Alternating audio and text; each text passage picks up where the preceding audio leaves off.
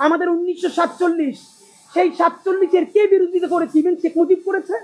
71-এর যারা আমাদের হিরো তারাও কি 1947 সালের রাষ্ট্রের কেউ বিরোধিতা করেছে?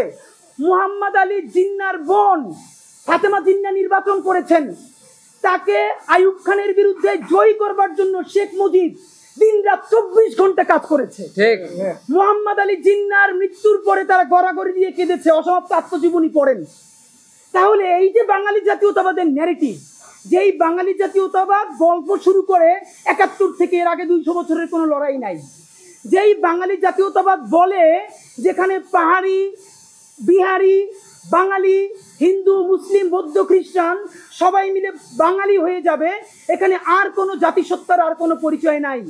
এই যে জাতিবাদী রাজনীতি, সবাইকে বাঙালি করে তোলা, সেই বাঙালি করে তোলবার সর্বনিকৃষ্ট ফলাফল হয়েছে শাহবাগের জঘন্যতম মব। সেই শাহবাগের জঘন্যতম মব দিয়ে এই বাঙালি জাতীয়তাবাদের নামে আমাদের দেশে বিচারিক হত্যাকাণ্ডকে সব থেকে বড় লেজিটিমেসি দেওয়া হয়েছে। অদ্ভুত, আমরা কি দেখলাম আমাদের এই ঘোষণাপত্রে? সেই যে বাঙালি জাতীয়তাবাদের বয়ান, তারই মনে হয় যেন একটা কন্টিনিউশন করা হয়েছে, তার ধারাবাহিকতা রক্ষা করা হয়েছে। তাহলে এই বাঙালি জাতীয়তাবাদের বয়ান, যেই বয়ান মানুষকে জুডিশিয়াল কিলিং করতে পারে, গুম করতে পারে, খুন করতে পারে, হত্যা করতে পারে, এবং বিরোধী দলে ভোট দেওয়ার ফলে ধর্ষণ করলে তার পক্ষে আবার ন্যারেটিভ তৈরি করতে পারে, সেই বাঙালি জাতীয়তাবাদের বয়ানের জন্য তো হাজারো মানুষ জীবন দেয় নাই। ঠিক ডক্টর ইউনূস সাহেব, আপনাকে স্পষ্ট বলতে হবে, এইটা কি আপনি লিখেছেন? এইটা লেখার কথা আসিফ নজরুল সাহেবের, উনি আইন উপদেষ্টা। তাহলে আইন উপদেষ্টাকে বলতে চাই, আপনি যে ড্রাফট করেছেন প্রত্যেকটা রাজনৈতিক দলের কাছে পাঠিয়েছেন, জামাত ইসলামী আপনারা কেন এখনো বলছেন না আপনারা এখানে 47 নিয়ে কথা বলেছেন কি বলেন নাই? ঠিক।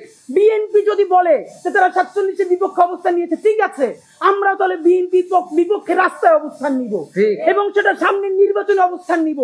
47-এর ধারাবাহিকতা হলো 1971। ঠিক। সেই 1971-এর চূড়ান্ত ধারাবাহিকতা আমাদের 2024। 47, 71, 24-কে একটার বিপরীতে আর একটা বারবার দাঁড় করানোর চেষ্টা হয়েছে। প্রত্যেকটা বাংলাদেশ বিরোধী ষড়যন্ত্র। এই প্রত্যেকটা আমাদের জান গেছে, জীবন গেছে, জবান গেছে, আমরা প্রত্যেকটাকে সমানভাবে ধারণ করি বন্ধুরা। সুতরাং আপনাদেরকে দ্বিতীয়ভাবে বলি, বাঙালি জাতীয়তাবাদের যে সূচনা বিন্দু, সেইখান থেকে এই ঘোষণাপত্র শুরু হয়েছে, এটা আমাদের জন্য লজ্জার। দ্বিতীয় কথা, 1975 সনে যে 7ই নভেম্বর ঐতিহাসিক সিপাহী জনতার যে বিপ্লব, এটা এখানে উল্লেখ আছে, অসাধারণ, আমরা এটাকে অ্যাপ্রিসিয়েট করি।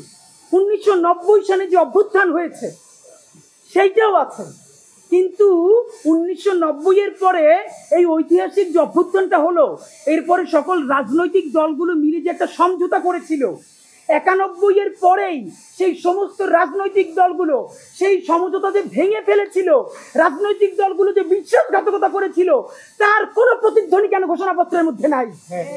আমাদেরকে বলেন।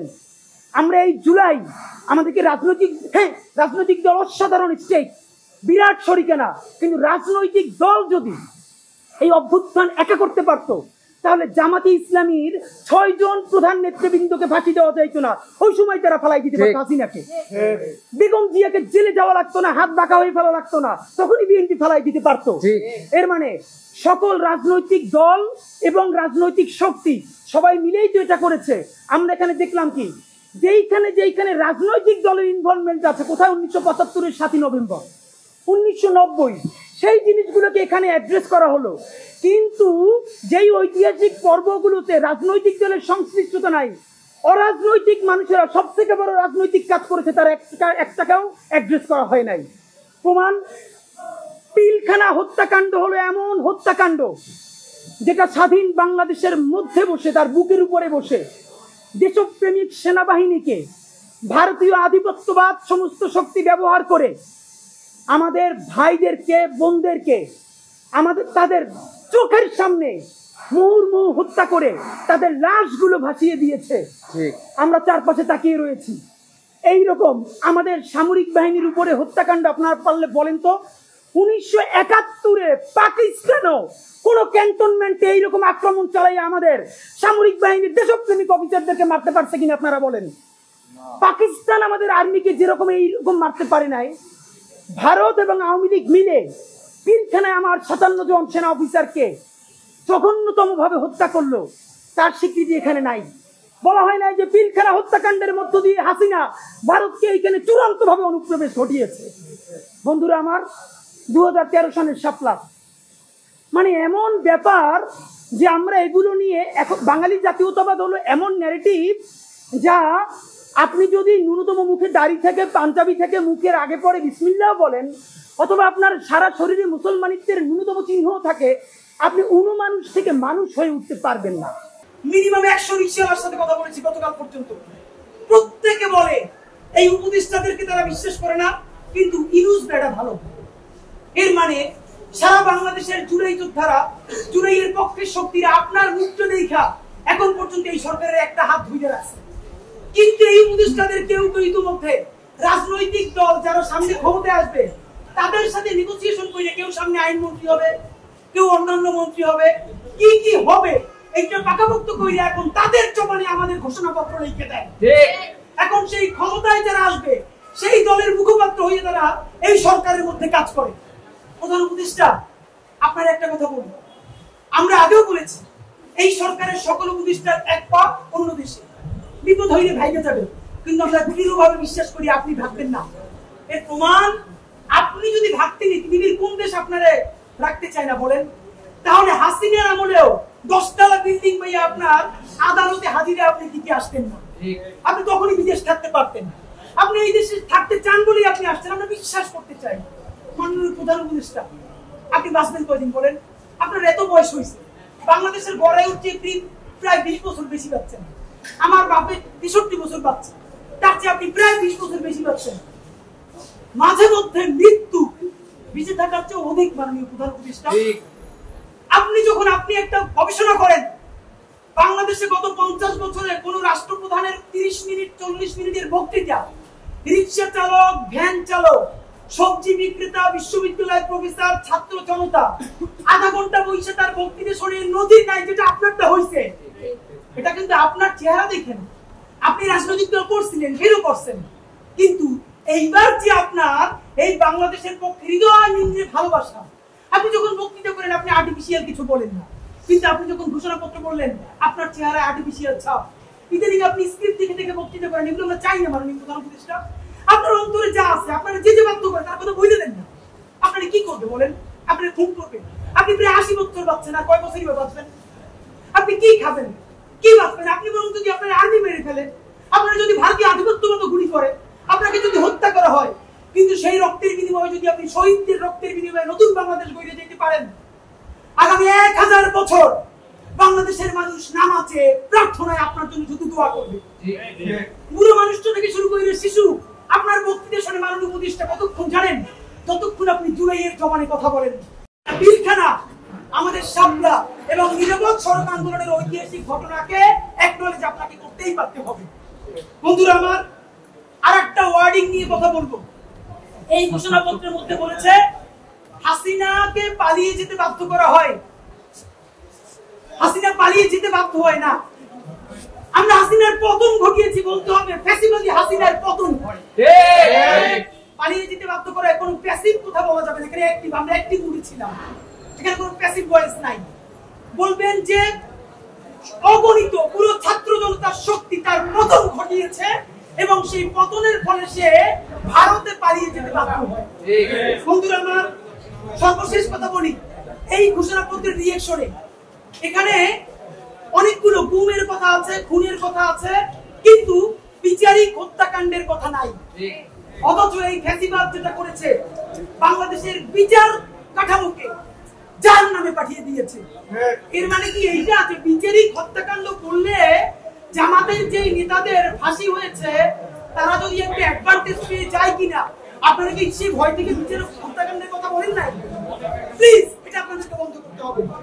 এবার বন্ধুরা, ঘোষণাপত্রের ফিডব্যাকের পরে অত্যন্ত গুরুত্বপূর্ণ কথা আপনাদের সাথে জুলাই সনদ দিয়ে আমরা প্রত্যাশা করছি আগামী কয়েকদিনের মধ্যে জুলাই সনদ স্বাক্ষরিত হবে। নাম্বার 1, এই ঘোষণাপত্রে আপনারা যেরকম ভুতুম বাজুম দিয়ে জাতিকে বুঝাইছেন, আপনারা এই জুলাই সনদের সর্বশেষ বলেছেন আমার হাতে প্রধান উপদেষ্টা মহোদয় 5 আগস্ট একটি দীর্ঘ বক্তৃতা করেছেন। এই বক্তৃতার পুরো কপি আছে। এই বক্তৃতা অনুযায়ী উনি বলেছেন শীঘ্রই জুলাই সনদ বাস্তবায়ন হবে। এই জুলাই সনদের জন্য 19টা মৌলিক সংস্কারে সবাই ঐক্যমত পোষণ করেছে। এরপরে যে কথাটা আর বলা হয় না, এই 19টা ঐক্যমতের মধ্যে বিএনপি বলেছে তার মধ্যে 10টাই তারা নোট অফ ডিসেন্ট দিয়েছে। তো নোট অফ ডিসেন্ট কি? নোট অফ ডিসেন্ট হলো আপাত দৃষ্টিতে আমি এটা মাইনে নিলাম, কিন্তু আমি আসলে এটার সাথে একমত না। তাহলে বিএনপি এই 19টার মধ্যে যেই 10টা নোট অফ ডিসেন্ট দিছে, সেই 10টাই তো মোস্ট সিগনিফিকেন্ট চাই। তাহলে বিএনপি সরকার গঠন করার পরে এর একটাও যদি বাস্তবায়ন না করে, তাহলে আমরা কেমন বিএনপিকে ধরবো বলেন? মানে আইনি বাধ্যবাধকতা কোথায়? বিএনপি তো তখন বলবে, কেন ভাই, আমি তো বলেই দিয়েছি স্বাক্ষর করার সময় যেখানে আমার দ্বিমত আছে, এখন আমি এটা পারতেছি না বাস্তবতায়। মজার ব্যাপার বলি, সরকারের কয়েক জায়গায় জিজ্ঞেস করেছি, বলেন তো 19টা মৌলিক সংস্কারের মধ্যে আপনাদের কাছে একটা মোস্ট সিগনিফিকেন্ট কোনটা? তারা বলেছে সংসদের উচ্চকক্ষে পিআর ব্যবস্থা আনুপাতিক হারে। এবং আপনাদেরকে জানাই রাখি, সংসদের উচ্চকক্ষে যে পিআর, বিএনপি এখানে নোট অফ ডিসেন্ট দিয়েছে। যে সংসদের উচ্চকক্ষে বিএনপি যে নোট অফ ডিসেন্ট দিয়েছে, এটাও যদি সে বাস্তবায়ন না করে, তাহলে আমরা মানে আপনি ভাবেন আমরা কি কারণে, ঠিক কোন কারণে আমরা এখন এই কথাগুলোকে বিশ্বাস করবো রাজনৈতিক দলগুলোকে? তারা ইন্টারিম থাকা অবস্থায় আমাদের চোখের সামনে 47কে নাই করে দিল, পিলখানাকে নাই করে দিল, শাপলাকে নাই করে দিল, নিরাপদ সড়ক আন্দোলনকে নাই করে দিল, বিচারিক হত্যাকাণ্ডের কথা তারা বললো না। যে এই তারা ক্ষমতার মসনদ পেয়ে যাবে, এই কথা বলার পর যে আমরা আবার জেলে যাব না, তার প্রমাণ কি আপনাদেরকে বলবো? তাহলে আপনারা একটা কি চান? ডক্টর ইউনূস সাহেব, নাম্বার 2 আপনাকে বলতে চাই, আইনি বাধ্যবাধকতা আমাদেরকে অন্তত 20 জন শহীদ পরিবার বলেছে। ডক্টর ইউনূস সাহেব কি এগুলো সব সামনে সংসদের জন্য রেখে দিয়েছে? তাহলে সে কি করবে? প্রধান উপদেষ্টা, এবার আপনার জন্য স্পেসিফিক 3-4টা আমাদের কথা আছে। আমরা এই কথাটার কথা লিখেছি ইঞ্জিনিয়ারিং বনাম ইউনূস। এখন যে কথাটা আপনাদেরকে বলবো, এই কথাটা আমরা প্রচুর হোমওয়ার্ক করে বিভিন্ন গণমানুষের সাথে, রিক্সাওয়ালা, ভ্যানওয়ালা, সবজিওয়ালা, পেশাজীবী, বিশ্ববিদ্যালয় শিক্ষক থেকে শুরু করে অনেকের সাথে কথা বলে আমরা এই কথা বলবার চেষ্টা করেছি।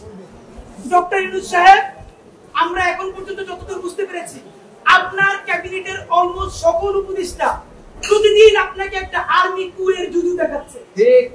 আপনি সচিবালয় সংস্কার করলেই আর্মি টেক ওভার করবে, আপনি যদি পিলখানার কথা বলেন আর্মি টেক ওভার করবে। যেই শাপলা গণহত্যায় সারা ঢাকার মধ্যে রাতের আধারে প্রকাশ্য দিবালোকে গুলি চালিয়ে অগণিত মানুষকে হত্যা করা হলো, এবং যেটার মধ্য দিয়ে ফজরের মধ্যে রক্ত ধুয়ে হাসিনা প্রথম শক্তি পেল যে কোনো গণহত্যা চালিয়ে ফজরের আগে রক্ত ধুয়ে আবার দেশ চালানো যায়, সেই গণহত্যার কোনো স্বীকৃতি নাই। আপনি 3টে শব্দ লাগতো ভাই। আপনি যেখানে বললেন 1975-এর 7ই নভেম্বর, আপনি বললেন 90-এর অভ্যুত্থান, আপনি বলেন যে পিলখানা হত্যাকাণ্ড, শাপলা গণহত্যা। আপনি এতটুকু ঠিক কোন রাজনীতির কারণে বাদ দিলেন? পিলখানা হত্যাকাণ্ডের কথা বললে ক্যান্টনমেন্ট খেপে যায়, আমি বুঝি। এই আন্দোলন কি ক্যান্টনমেন্ট করে দিছে? এই ঘোষণাপত্রের মধ্যে বলা হয়েছে সামরিক বাহিনী জনতার পক্ষে অংশ নিয়েছে, আপনারা আবারও তাদেরকে পক্ষে রাখার কথা বললেন। বরং বলা দরকার ছিল 5ই আগস্ট যখন ছাত্র জনতা বঙ্গপালের মতো গণভবনের দিকে জীবনের ঝুঁকি নিয়ে সবাই ছুটে এসেছিল, সামরিক বাহিনী দেশের শৃঙ্খলার স্বার্থে তাদের সামনে থেকে প্রতিবন্ধকতা সরিয়ে নিতে বাধ্য হয়। সামরিক বাহিনী নিজের অক্ষুণ্ণতা বজায় রাখার জন্য দেশপ্রেমিক জনতার সাথে মিলে যেতে বাধ্য হয়েছিল। নইলে এত একদম তারা আগে নিলে এত যান কিভাবে যায়? অথচ আপনি তাকে স্টেক বানিয়ে দিলেন। তাহলে পিলখানার কথা বললে আর্মি খেপে যাবে, আপনি কি এই জন্য পিলখানার কথা বললেন না? শাপলার কথা বললে কেউ কেউ কোনো বুদ্ধিজীবী এখন এই অভ্যুত্থানকে রাইট উইং অভ্যুত্থান বলে। কিরে ভাই, এই উপদেষ্টাদের মধ্যে একমাত্র ধর্ম উপদেষ্টা ছাড়া আর কে রাইট উইং? এখানে জাসদের আছে, কে নাই আমাকে বলেন। তাহলে কি রেজওয়ানা হাসান আপা, শারমিনা মুর্শিদ ওনাদেরকে এখন বোরকা পরাইয়ে দিয়ে রাইট উইং বানাই ফেলতে হবে? তাহলে তো উচিত তাদেরকে বোরকা সাপ্লাই দেওয়া। এইদেরও রাইট উইং বানাইতে পারতেছে, অথচ এরকম ইনক্লুসিভ গভর্নমেন্ট কবে হয়েছিল? তা আপনাদেরকে বলতে চাই, যেই শাপলার এই যে যাত্রাবাড়ি থেকে শুরু করে আলেমরা সারা দেশে, আপনারা মিডিয়ার ভাইয়ের একটা ভিডিও কালকে দেখেছেন, আমরা এর আগে কেউ দেখি নাই। এই এতদিন পর ভিডিওটা সামনে এসেছে। যাত্রাবাড়িতে একটা ছোট স্কুলের মেয়ে পুলিশের তুমুল গোলাগুলির মধ্যে কিভাবে বুক চিতিয়ে দাঁড়িয়ে আছে। ভাই আপনি ভাবেন, এই বাচ্চাটা আপনার মেয়ে, আপনার বোন, আপনার ভাতিজি, আপনার ভাগ্নি। আমরা এখনো ডিটেক্ট করতে পারি না এই বাচ্চাটা বেঁচে আছে কিনা। পরে আমরা নিউজে দেখলাম এরকমই একটা বাচ্চার মতো দেহ পুলিশের গাড়ির মধ্যে নিথর হয়ে পড়ে আছে, এই বাচ্চাটা কিনা জানি না। যেই যাত্রাবাড়ি স্টালিনগ্রাদ হয়ে উঠলো আলেমদের কাছে, সেই শাপলাকে আপনি বাদ দিয়ে আপনি কোন ফ্যাসিবাদ আবার আনতে চান? আপনাদের এত হিন্দুমন্যতা কিসের? শাপলায় হীনমন্যতা, পিলখানায় হীনমন্যতা, তাহলে তাদের রক্তের বিনিময়ে যে সরকারে আছেন সেখানে থাকতে আপনাদের লজ্জা হয় না?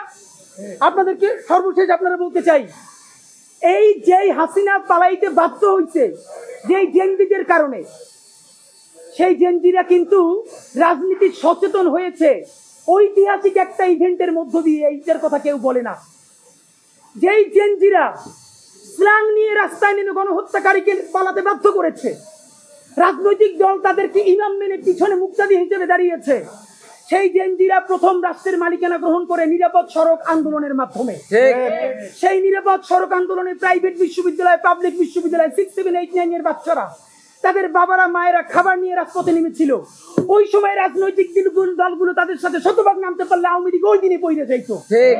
আমাদের নিরাপদ সড়ক আন্দোলনে আমাদের বাচ্চাগুলো কিভাবে রক্তাক্ত হয়েছে, কিন্তু এই রক্তাক্ত হওয়ার মধ্য দিয়ে তারা প্রথম এই এস্টাবলিশমেন্টকে, ফ্যাসিবাদকে গালি দিয়া শিখেছে। তারই চূড়ান্ত পরিণতিতে মাত্র 5 বছরের মধ্যে আমরা হাসিনাকে পালাতে বাধ্য করতে পেরেছি। আপনারা নিরাপদ সড়ক আন্দোলনের কথা যাও বললেন না,